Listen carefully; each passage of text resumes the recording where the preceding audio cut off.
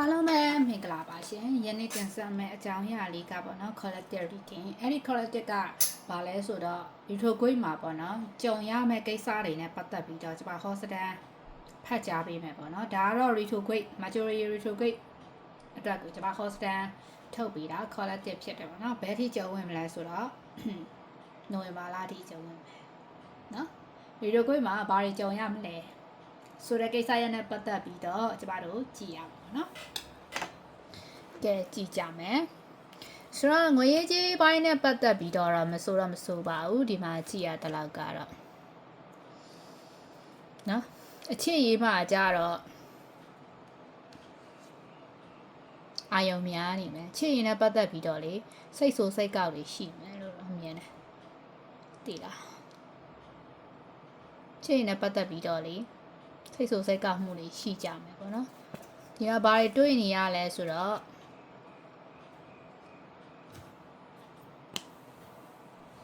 မိဘရဲ့ကျမ်းမာရေးမိမိရဲ့ကျမ်းမာရေးညံ့တက်တယ်အထူးတစ်ဖြစ်ပေါ့နော်ကိုယ့်ရဲ့ကျမ်းမာရေးမိဘရဲ့ကျမ်းမာရေးညံ့တက်တယ်နေရာမှာတခုခုခံရတတ်တယ်ပစ္စည်းအပြောင်းရှာတွေရှိရဲစာရွက်စာတမ်းကိစ္စတွေကတိယူဆိုင်ပါတတိထားပါကိုယ့်ရဲ့ဖိုးတန်ပစ္စည်းဖုန်း laptop နော်အဓိကပစ္စည်းပေါ့နော်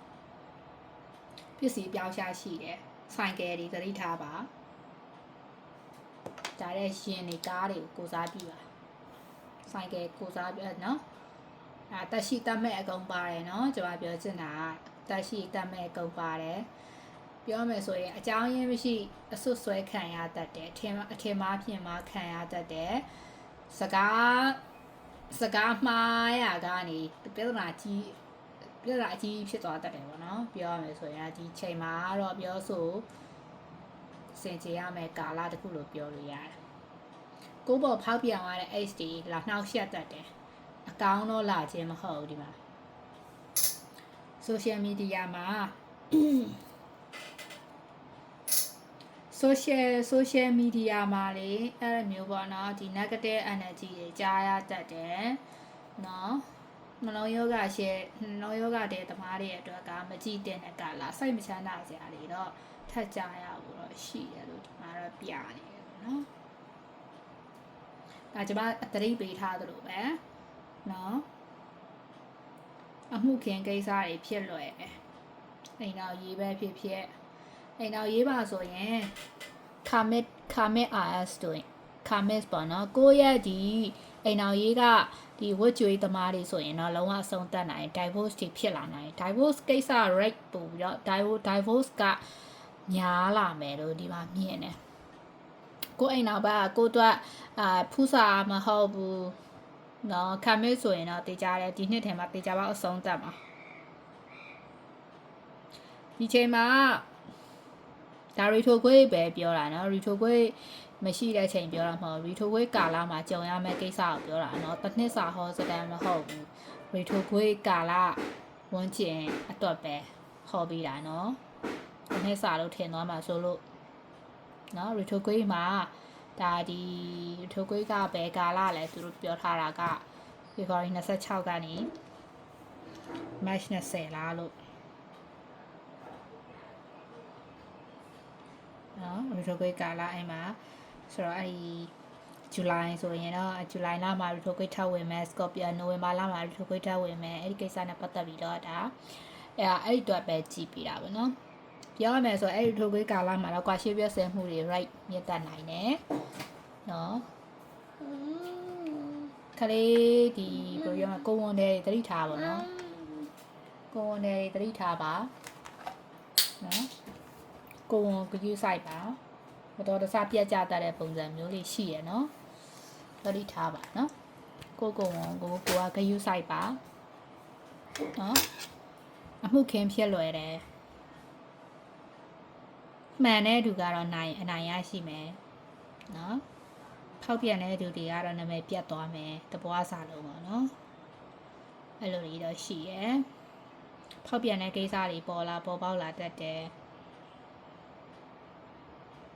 social media မှာပေါ့နော်ဖောက်ပြန်တဲ့ကိစ္စတွေချက်ကွဲစရာကိစ္စတွေဒါဘယ်လိုပြောမလဲထပ်မှန်ပြီးတော့ကြားရအောင်မယ် ဒီ retrograde ကာလမှာ retrograde ကာလမှာကြားရတတ်တယ်နော်ကိုရိုင်းရဲ့ကျမရေးညံ့တတ်တယ်မိဘကျမရေးကယူဆိုင်ပါစေုပ်စေကန်းတို့တော့တစ်ခါလောက်ရောက်တတ်တယ်ရှင်ကားပစ္စည်းပျောက်တတ်တယ်တခိုးခိုးခံရတတ်တယ်နော်ကျွဲနွားတရိษံပျောက်ဆုံးတတ်တယ်နော်ကျမရေးအညာဆိုကိုယ့်ရဲ့အဖေမိတွေကတော့တနင်္ဂနွေသားသမီးဗုဒ္ဓဟူသားသမီးစနေသားသမီးဆိုရင်တော့ကျမရေးထူးညံ့တတ်တယ်ကိုရိုင်းကလည်းစနေကြတာပတိနော်စနေကြတာပတိတောက်ကြဆိုရင်တော့ကျမကြီးတကယ်ညံ့နိုင်တယ်ပေါ့နော်သားသမီးရှိရတဲ့သူတွေသားသမီးကျမကြီးနည်းနည်းညံ့တတ်တယ်စိတ်ပူရတတ်တယ်စိတ်ညစ်ရတတ်တယ်နော်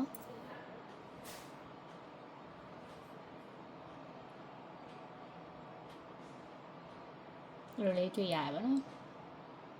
ငွေရေးကြေးနဲ့ပတ်သက်ပြီးတော့ပေါ့နော်မတော်တဆဖြစ်ဖြစ်ချင်းကားတာတွေပါရင်မလုံးမိစေနဲ့ရီထိုကွဲကာလာမှာစာရွက်စာတမ်းပဲဖြစ်ဖြစ်နော်စာရွက်စာတမ်းကိစ္စပဲဖြစ်ဖြစ်ချင်းကားတာမျိုးမလုံးမိစေနဲ့ပေါ့နော်အဲ့ဒါအရေးကြီးရယ်ချင်းကားတာများဒါဒီလုံးမိတဲ့အခါကျရင်တော့ပြဿနာရှိတတ်တယ်ပေါ့နော်ငွေကြေးကိစ္စချင်းကားမလုပ်ပါနဲ့အာမခံတဲ့ကိစ္စကြီးရှောင်ပါနော်အာမခံတဲ့ကိစ္စကြီးရှောင်ငွေကြေးကတော့ပုံမှန်တိုင်းဝင်နေလိမ့်မယ်အကျွေးပေးထားတဲ့လူများအကျွေးမရနိုင်ပါ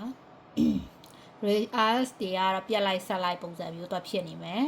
ဒါကလည်းဘာကြောင့်ပြက်လဲဆိုတော့အဲ့ Ace ကြောင့်ပေါ့နော်ကိုယ့်ရဲ့ဒီတွဲနေတဲ့သူကကိုယ့်အတွက်စိုးမိန်မဟုတ်ဘူးဆိုရင်တော့တကယ်ပြက်သွားနိုင်တဲ့ပုံစံမျိုးဒီပါတော့ပြနေတယ်နော်တကယ်ပြက်သွားနိုင်တယ်ကိုယ့်ရဲ့ဒီ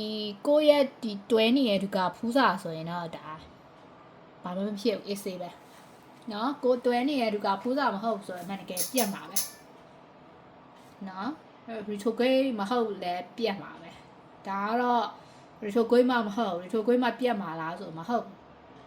ရေစက်ကောင်နဲ့ကိုယ်ပါပဲနော်အားကြကိုတွဲနေတဲ့သူကဖူးစာမှန်လားမမှန်လားတေချာစာတာစစ်အဲ့ဒါလေးကိုပြောချင်တယ်နော်ဝေးကြီးကန်ကတော့ပြဿနာမရှိဘူးအချစ်ရေးမှာပဲအဓိကပြဿနာရှိရဲအချစ်ရေးအိမ်အောင်ရေးမှာတကယ်ဒီဖူးစာမဟုတ်တဲ့သူတွေအမှန်တကယ်လမ်းခွဲရကြတယ်မှုခင်းဖြစ်တတ်တာမို့လို့စကားပြောဆိုစင်ကြယ်ကြပါရန်နဲ့ပေါ့နော်ဒီကတော့နေအိမ်မှာပစ္စည်းပျောက်ရှားရှိရတမိုးကြီးပစ္စည်းပျောက်ရှားရှိတယ်ကလေးငယ်လေးတွေကယူဆိုင်ပါကလေးငယ်လေးတွေပေါ့နော်အိမ်ပြင်ဂယူဆိုင်ပါကလေးငယ်လေးတွေကိုပို့ပြီးတော့ဂယူဆိုင်ပါကလေးငယ်တွေကမပျောက်တတ်ဘူးဆိုတော့မပြောနိုင်ဘူးခွေးကြောင်လေးတွေလည်းပျောက်တတ်တယ်ကလေးငယ်တွေလည်းပျောက်တတ်တယ်နော်အားကြဂယူဆိုင်ပါကိုညီကိုသားသမီး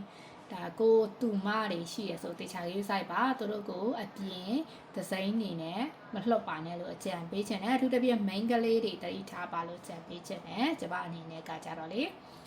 နော်ဒါကျမမဟောစတန်ထုတ်ထားတဲ့တိုင်6လောက်ပါထိကတော့တော်ကြီးဆိုင်ရမယ်နော်အားလုံးကတော့ main ကလေးတွေနော်အဲ့မျိုးပေါ့နော်မဟုတ်အဲ့မျိုးပုတ်ခတ်ဆွဆွဲတာတွေမဟုတ်မဟတ်တွေဒါကြားရတတ်တယ်နော်ကိုကအလိုနေရဲ့အဲ့မျိုးမဟုတ်မှန်တာတွေပြောဆိုဆွဆွဲခံရတတ်တယ် social media ကနေတစ်ဆက်နော်ကိုမရလို့နာမည်ဖြတ်တဲ့သူတွေလည်းဒါပေါ်ပေါက်တတ်တယ်ပေါ့နော်အဲ့မျိုးကြုံရတတ်တယ်ကြောင့်ပြရတာဒါဒီ retrograde ရဲ့ collective reading လေးပေါ့နော် season လေးကိုကြည့်ရှုအားပေးတဲ့အတွက်ကျေးဇူးထူးတင်ရှိပါတယ်အားလုံးကောင်းကောင်းနေပါစေနော်